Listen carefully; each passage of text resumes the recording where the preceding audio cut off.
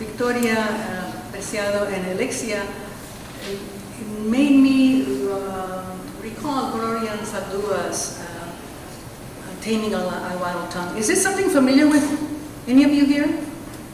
No? Okay, I'm going to steal 30 seconds and have Victoria read this little passage because I think it's really timely, although Gloria wrote it maybe 40 years ago. I think, how do you tame a wild tongue? Train it to be quiet? How do you bridle and saddle it? How do you make it lie down? Who is to say that robbing a people of its language is less violent than war? I remember being caught speaking Spanish at recess. That was good for 3 licks on the knuckles with a sharp ruler. I remember being sent to the corner of the classroom for talking back to the Anglo teacher, when all I was trying to do was tell her how to pronounce my name. If you want to be American, speak American. Go back to Mexico where you belong. If you don't like it, go back to Mexico where you belong. I want you to speak English. Para hallar buen trabajo, tienes que saber hablar el inglés bien.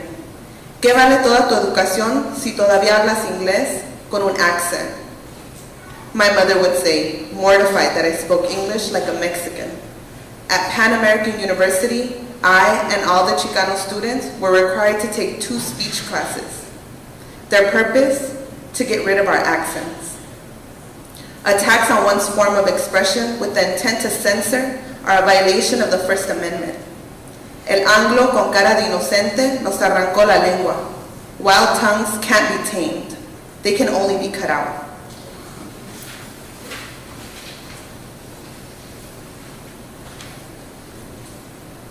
I think that Gloria Anzaldúa is talking about the power that teachers have.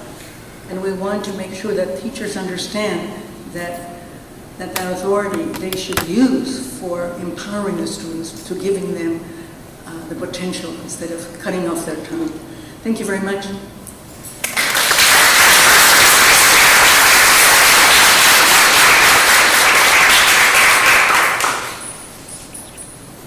Do we have time for, we have 5 minutes for questions, thoughts, yes?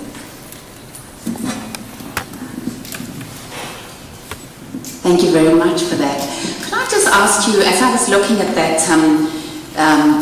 set of assessment instruments that you were looking at for proficiency, that the native speaker was still considered, in a sense, the model. I think that was the number 5, right? Approximates the native speaker, and the number 4, I'm thinking pronunciation, was intelligible, completely intelligible.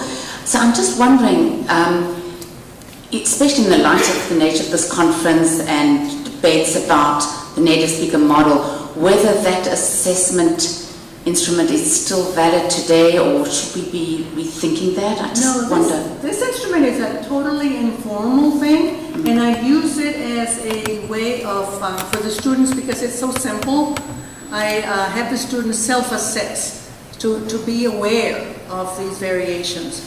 It's not, yes, absolutely, this is not a, it's not a standard form, it's not a standard test, it's not a standard, it was something that the California Bilingual Education Office developed as a way for teachers to try to be conscious of where their students' growth was in English. So it's meant to be something that is easy for the teachers to understand and to be able to apply. For the longest time, for instance, LA Unified was when we had bilingual education much more thoroughly, much more frequently.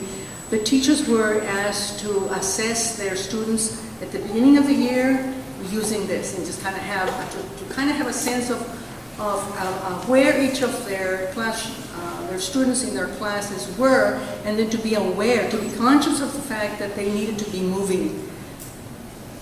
So this is the purpose for the Solom, and it's not an official test for assessing language or anything. I use it in connection with a whole bunch of other informal also, but I also tape. I tape record the students at the beginning of the year, and at the beginning of the quarter and at the end of the quarter, and then I develop a profile on, and then it's used as an instructional tool so that they will be aware of where to improve or to add to their second language. Thank you.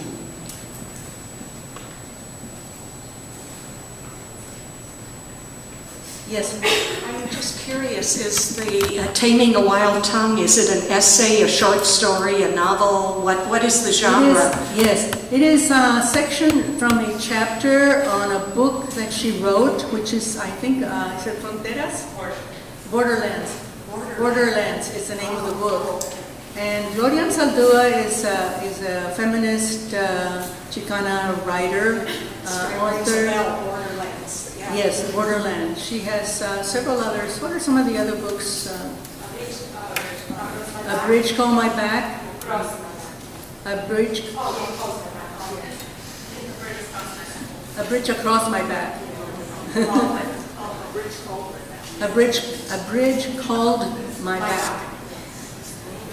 There is a third book, Haciendo Caras, Making Faces.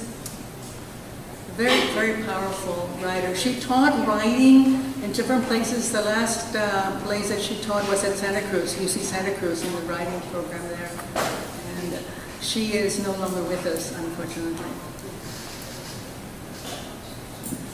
Thank you very much.